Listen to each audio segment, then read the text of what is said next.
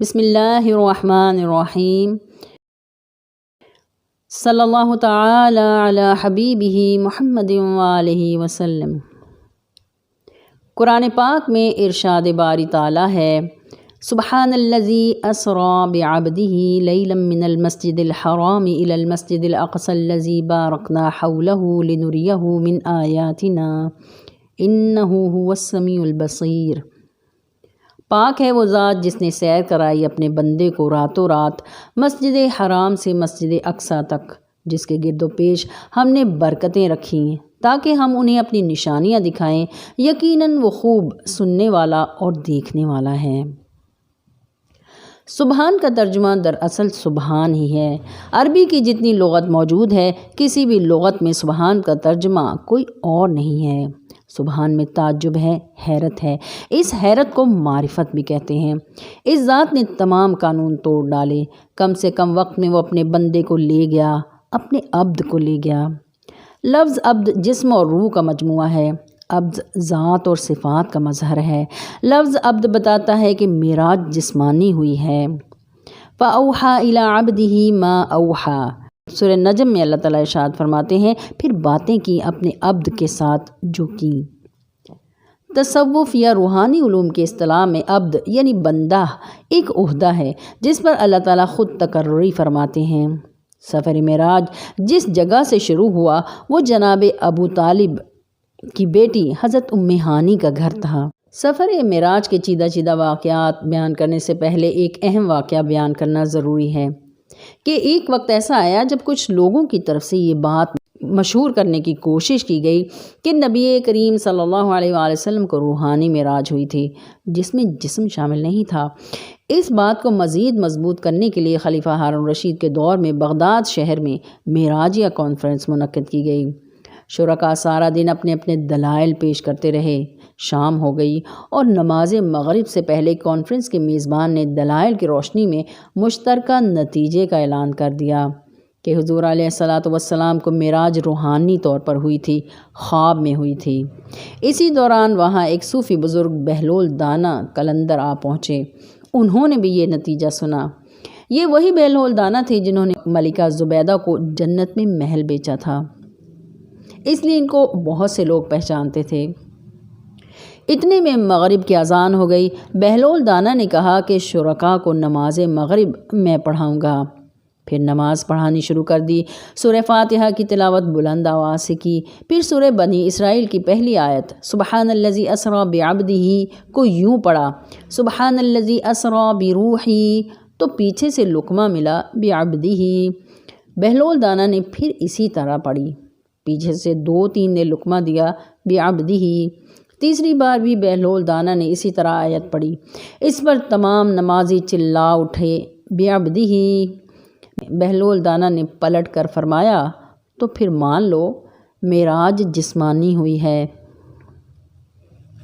روایت ہے کہ نبوت کے 12ویں سال 27 رجب کو جب حضور پاک صلی اللہ علیہ وآلہ وسلم کی عمر مبارک 51 سال 9 ماہ اور 18 دن تھی تو اللہ نے جبرائیل کو بھیجا کہ میرے حبیب کو ملاقات کے لیے لے کر آؤ۔ اللہ فرماتا ہے، عبد کو لے گیا مسجد حرام سے مسجد اقصیٰ تک۔ مسجد اقصیٰ میں 1.25 لاکھ نبی جمع ہیں۔ جبرائیل نے اذان دی، نبی کریم صلی اللہ علیہ وآلہ وسلم نے نماز پڑھائی۔ پہلی رکعت میں سورہ کافرون اور دوسری رکعت میں سورہ اخلاص کی تلاوت فرمائی۔ نبی آگے مصلی پر تھے، پیچھے سب انبیاء تھے۔ اس کا مطلب ہے کہ اللہ کے فرمان کے مطابق سب نبی زندہ ہیں۔ پھر مسجد اقصیٰ سے آسمانوں کی طرف معراج کا دوسرا سفر شروع ہوا تاکہ برکتیں اور نشانیاں دکھائی جائیں، یعنی ہم اپنے بندے کو عجائبات اور آیات کبریٰ دکھائیں۔ اس سفر میں 5 عالمین تک مختلف سواریوں کے ذریعے جبرائیل امین کے ہمراہ حضور علیہ الصلاۃ والسلام تشریف لے گئے، لیکن مجموعی طور پر 70,000 عالمین کا سفر اختیار کر کے اللہ تک پہنچے۔ عربی لغت میں 70 کے لفظ یعنی عدد کا مطلب یہ ہوتا ہے کہ اس کے آگے ان لمیٹڈ ہے، لاکھوں کروڑوں کا بھی ہو سکتا ہے۔ چوتھے آسمان پر پہنچے تو دیکھا وہاں ایک فرشتہ بیٹھا ہوا ہے، اس کا ایک پر مشرق اور دوسرا مغرب تک پھیلا ہوا ہے۔ نبی نے پوچھا، یہ کون ہے؟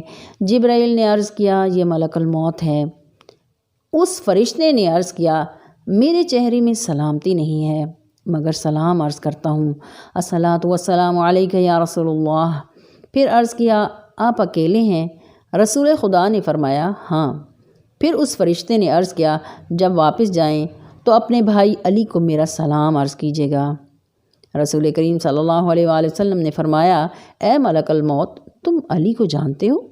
جیسا جاننے کا حق ہے۔ اس نے عرض کیا میں نہیں جانتا تو کون جانے گا؟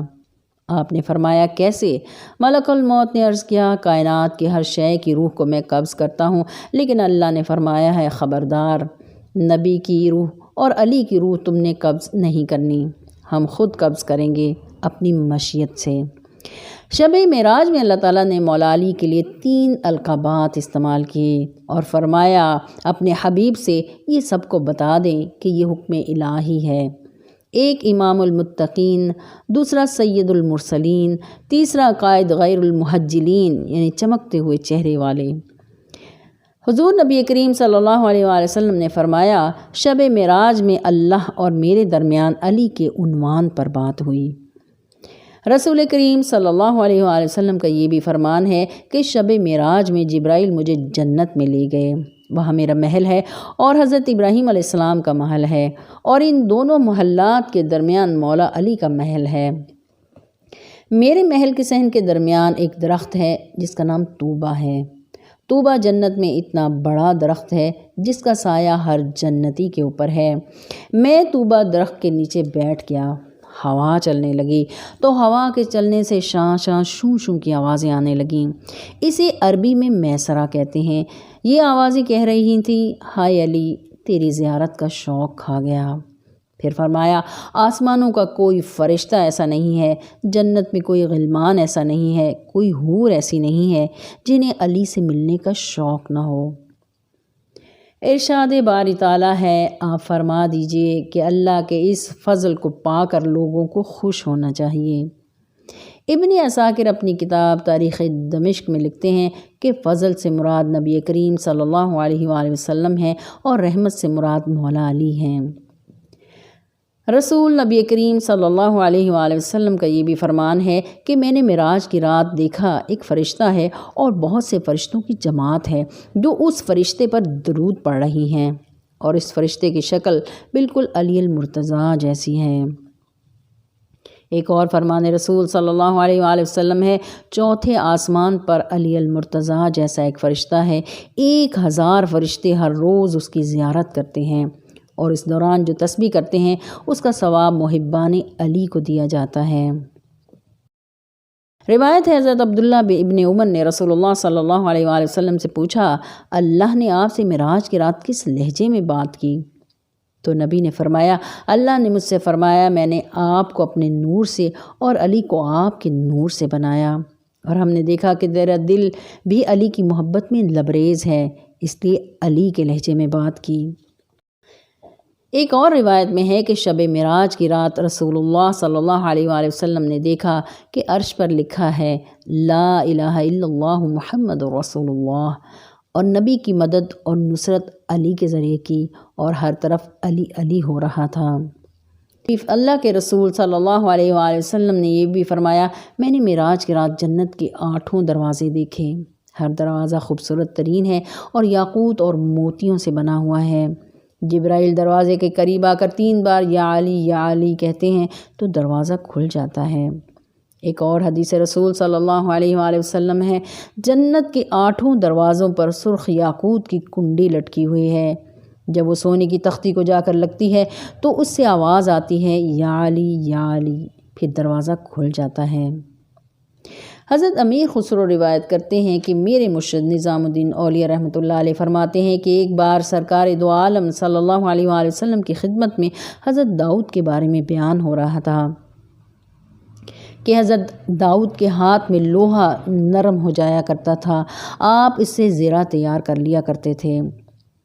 حضور علیہ الصلاۃ والسلام نے فرمایا جب حضرت داؤد علیہ السلام ہاتھ میں لوہا لیا کرتے تھے تو مولا علی کا نام لیا کرتے تھے، اور اس نام کی برکت سے لوہا ان کے ہاتھوں میں نرم ہو جایا کرتا تھا۔ مولانا روم فرماتے ہیں کہ لوگوں نے مولا علی کو اندھیرے میں دیکھا، اگر روشنی میں دیکھتے تو لوگوں کے جگر پھٹ جاتے ہیں۔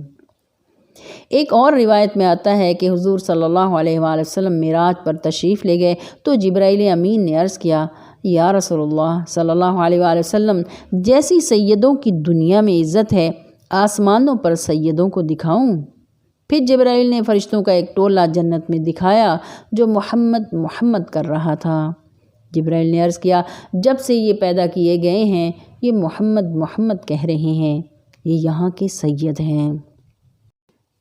حضرت مولانا سید وارث حسن شاہ شمامۃ العنبر میں فرماتے ہیں کہ ذکر ہو حاملین عرش کا ہے۔ ہو کا مطلب ہے تو ہی۔ یہ ذکر حضور پاک صلی اللہ علیہ وآلہ وسلم نے شب معراج میں ملائکہ حاملین عرش سے سنا تھا اور واپس تشریف لا کر اس ذکر کو مولا علی کو تنہائی میں تلقین فرمایا۔ ایک اور روایت میں آتا ہے کہ حضور پاک صلی اللہ علیہ وآلہ وسلم فرماتے ہیں، شب معراج میں مجھے اس وقت وجد آ گیا جب میں اللہ کے حضور پہنچا تو حکم ہوا کہ فلاں مقام سے ہو کر آؤ۔ چنانچہ میں وہاں گیا اور دیکھا کہ ایک کمرہ تھا۔ میں نے کمرے کے دروازے پر دستک دی، اندر سے آواز آئی، کون ہے؟ میں نے کہا، محمد۔ جواب آیا، یہ من و تو کا مقام نہیں ہے، دروازہ نہیں کھل سکتا۔ میں نے وہاں سے جا کر یہ بات اللہ کی بارگاہ میں عرض کر دی۔ ارشاد ہوا، آپ دوبارہ جائیں اور پوچھنے پر جواب دیں، میں کچھ بھی نہیں ہوں۔ چنانچہ میں نے وہاں جا کر دوبارہ دستک دی، آواز آئی، کون ہے؟ میں نے جواب دیا، میں کچھ بھی نہیں ہوں۔ اب دروازہ کھل گیا۔ جب میں اندر داخل ہوا تو ایک جگہ سے نہایت دلکش آواز، الیہ الیہ، میری طرف آئیے میری طرف آئیے سنائی دی۔ وہ آواز اس قدر دلکش اور دل نواز تھی کہ مجھے وجد آ گیا۔ حالت وجد میں جب میں آگے بڑھا تو ایک جبہ جو اوپر لٹکا ہوا تھا مجھ پر گر کر میرے بدن پر چست ہو گیا۔ ملائکہ نے مجھے مبارکباد دی اور کہا کہ اس جبے کی تمنا بہت سے انبیاء نے کی لیکن کسی کو نہ ملا۔ آپ کو مبارک ہو کہ یہ آپ صلی اللہ علیہ وآلہ وسلم کا ہی حصہ تھا۔ سلطان المشائخ حضرت نظام الدین اولیاء فرماتے ہیں کہ معراج سے واپس آنے کے بعد ایک روز حضور پاک صلی اللہ علیہ وآلہ وسلم نے مولا علی، حضرت عثمان غنی، حضرت عمر فاروق اور حضرت ابوبکر صدیق کو بلوایا اور چاروں سے باری باری ایک ہی سوال کیا۔ سب سے پہلے حضرت ابوبکر صدیق رضی اللہ عنہ سے پوچھا، اگر تم کو اللہ کوئی نعمت دے تو اس کا شکرانہ کس طرح ادا کرو گے؟ انہوں نے عرض کیا، میں صدق کیا کروں گا۔ یہی سوال حضرت عمر فاروق رضی اللہ عنہ سے پوچھا، انہوں نے عرض کیا، میں انصاف کیا کروں گا۔ پھر یہی سوال حضرت عثمان غنی رضی اللہ عنہ سے پوچھا تو انہوں نے کہا، میں سخاوت کیا کروں گا۔ آپ صلی اللہ علیہ وآلہ وسلم نے تینوں کے جوابات کو پسند فرمایا۔ پھر آخر میں یہی سوال مولا علی کرم اللہ وجہ الکریم سے کیا تو انہوں نے جواب میں عرض کیا، میں لوگوں کے عیبوں کی پردہ پوشی کروں گا۔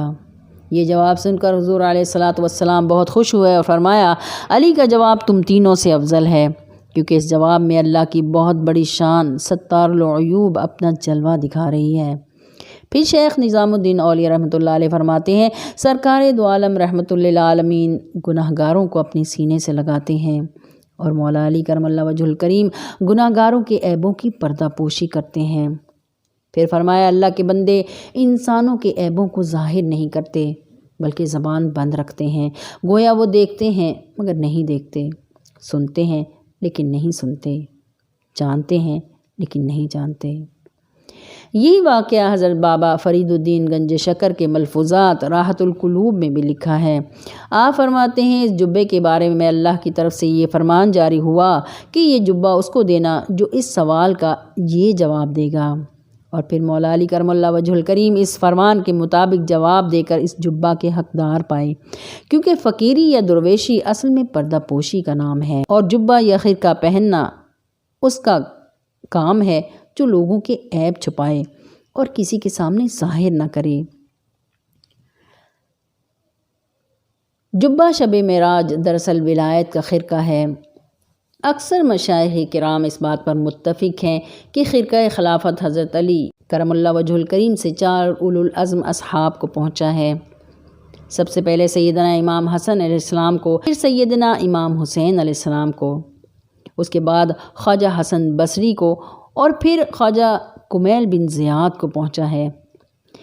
کتاب مہر منیر میں تحریر ہے کہ میت اور صحبت میں حضرت ابوبکر صدیق ہیں، کفار پر شدت میں حضرت عمر فاروق ہیں، حلم و کرم میں حضرت عثمان غنی ہیں، اور عبادت و اخلاص میں مولا کائنات مولا علی کرم اللہ وجہ الکریم ہیں۔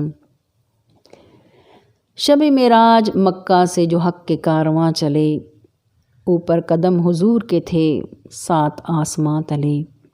یہ شان اس رسول کی جو بابائے بطول ہے، جو ہو نہ عشق مصطفیٰ تو زندگی فضول ہے۔